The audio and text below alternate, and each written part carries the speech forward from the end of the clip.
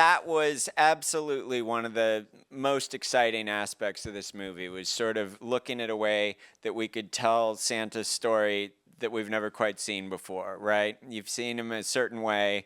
I always thought that the great, exciting idea for this is, what if you could sort of pull back the curtain and see what he's really like? So all of those aspects of this came from that sort of seed idea. Hiram Garcia came up with this. This was his brainchild, and he brought Chris and I on board early with DJ, and I think that was the idea that got us all going right in the very beginning. You know, I think when we did start working on this, one of the goals was, and actually when we were going around pitching it, we always ended the pitch with saying our hope was to tell a story that really inspired people, turn Christmas on its head in the mythology, but also to create the definitive Santa Claus. The version that there's been so many good Santa Clauses, but to find one that really took a connection with the audience to the next level and brought a coolness out to Santa that, as a big Christmas fan, I always knew Santa's got. And I feel like we did that with JK, and especially the way Jake envisioned it on screen. JK's performance as Santa is everything we dreamed and more. I mean, I think it actually provides a lot of fun. There's such great Christmas lore, folklore, not just the stories we all grew up with, but internationally. You know what I mean? When you hear some of these creatures and stories and mythology, it almost begs for some sort of, you know, action adventure movie. So it's not quite as hard as you think. I agree. I also feel that really starts with the material, of course, coming out of Hiram's brain, and then Chris Morgan cracking it, and Jake coming in and cracking it and putting it together on the page. So the material itself, I think, lent itself to big action scale, which you typically don't see in Christmas movies, creating the definitive Santa Claus. All of these actors, who obviously all incredibly talented, came in loving Christmas, but actually everyone being the perfect actor for that particular role. And then on top of all that, I think you sprinkle in something that Jake inherently does in his films. I've had the privilege of working with him now 3 times on the first 2 Jumanji movies, and now Red One, is heart.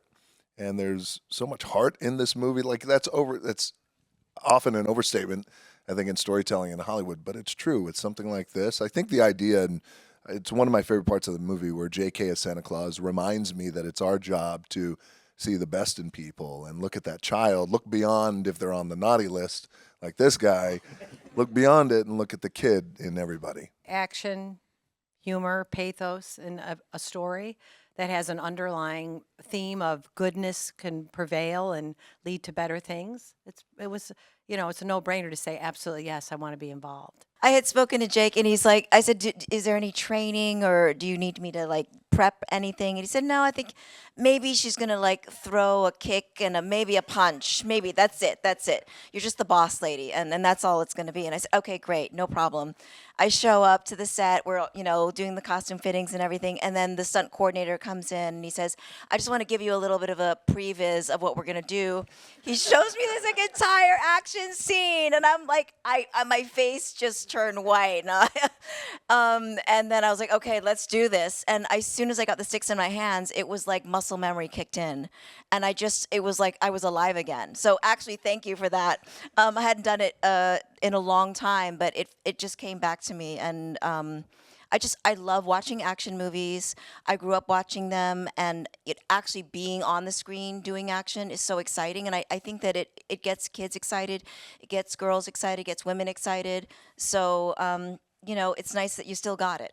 I've never really played a proper villain before. I've definitely played people who are dark and twisted, but the film kind of hinges on this kidnapping. And it was really cool to feel like I had a part in the movie that was sort of moving things in any sort of direction. That was really fun. I liked those stakes, and I love that this movie is so fun. I mean, there's a lot of heart in it, there's a lot of action in it, but at the end of the day, I think you sit down and it's a really fun watch. So playing someone who is a villain but also maintaining like a sense of levity and fun with the whole thing was also really lovely. So it was great. I'll play villain anytime. The character is more or less the suit, right?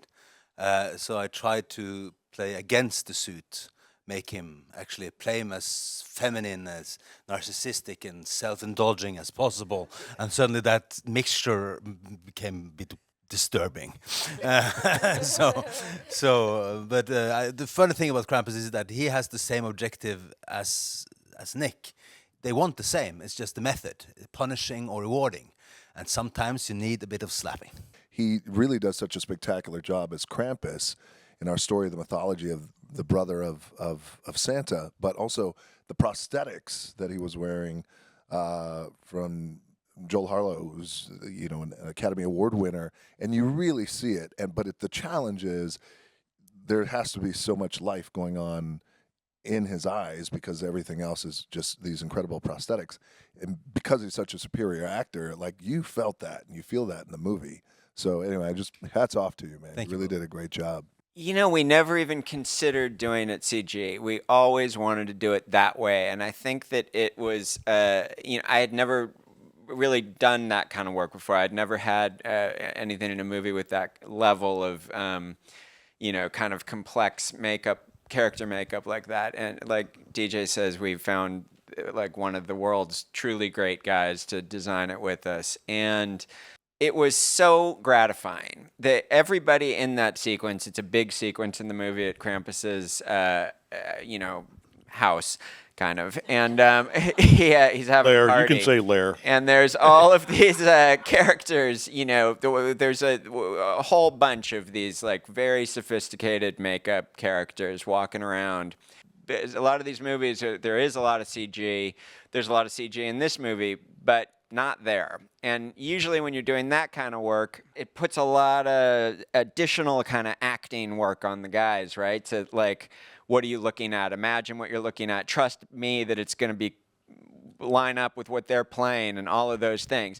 But when you go in and you actually see all those faces there, it just energizes everybody in the best possible way. And then to add on to what DJ is saying, when you get an actor like this who's like takes on the challenge that Christopher did of like, how do I make this performance shine through so that it's not eaten by the suit, so that the character isn't really the suit. We've spent months developing that look, but then he's acting it and it's just this explosive, energetic thing that, lights everybody up. So it was one of the great kind of fun sequences I've ever had a chance to do. And I grew up on movies like Labyrinth and Neverending Story, where it was all practical and it was real, and those things stuck with you as a kid because it was things that you never saw in your normal life. And I know now that every other movie is just loaded with CG, and in a way, there's so much of it that when you do get a film that goes practical, it still sticks with you in that same way because it's still rare, like it was when I was a kid, and that's what makes it feel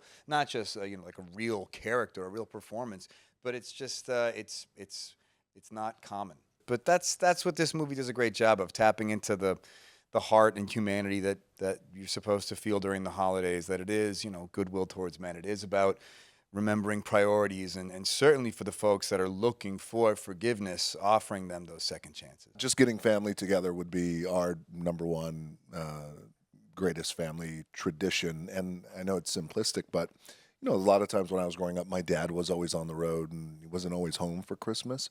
And in the business that we're in, sometimes it requires us to work over the holidays. So for me, just to have the entire family together, that's the most important thing. We would write letters to Santa on Christmas Eve, but I was saying earlier that I'm one of four, and my siblings and I are all very close in age, close as people.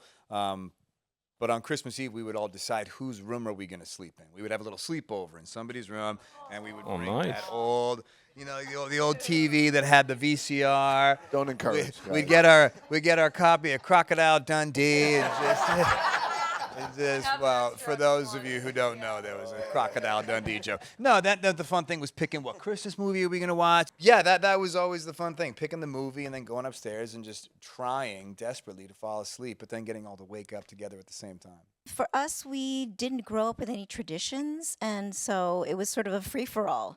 But I have a child now, and I realize that you can start your own traditions, you can create them, and, I give him a gift, of course. He gets gifts, but important thing now is I always take him on an experience as a gift. Just learning that being together and doing something together, even if it's simple, like going to the Empire State Building or going to see the Rockettes, something like that, So and he remember. I didn't think he would really remember because kids really want things, you know.